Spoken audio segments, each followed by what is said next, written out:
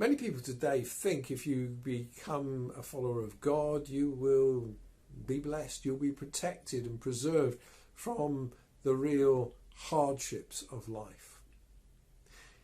Israel, however, experienced invasion and was overthrown by enemies, and wholesale slaughter broke out.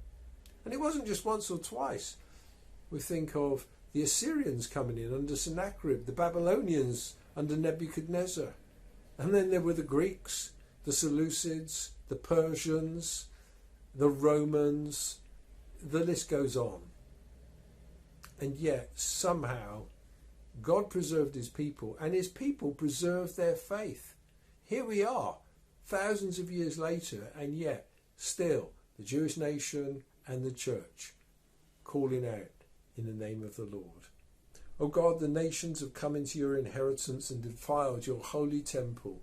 They've laid Jerusalem in ruins. They have given the bodies of your servants to the birds of the heavens for food, the flesh of your faithful to the beasts of the earth. They've poured out their blood like water all around Jerusalem, and there was no one to bury them.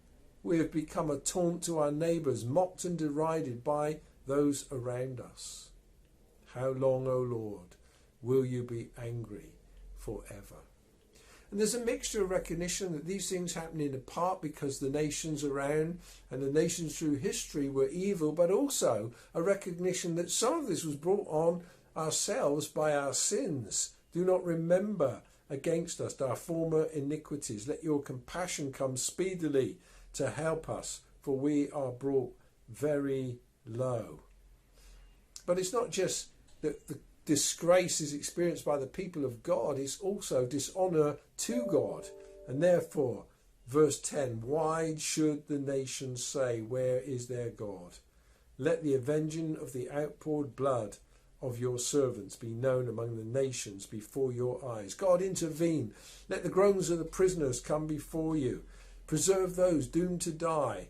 Return sevenfold into the lap of our neighbours the taunts with which they taunted you, O Lord. But through it all, God remains faithful to his people and his purposes. And despite the fact that such terrible things have taken place in history, God's people are preserved and their faith is preserved. Jesus says there will be wars and rumours of wars. This is not the end. These things must happen. But the King will return and the kingdom will come. And therefore we give thanks to you forever. From generation to generation we will recount your praise.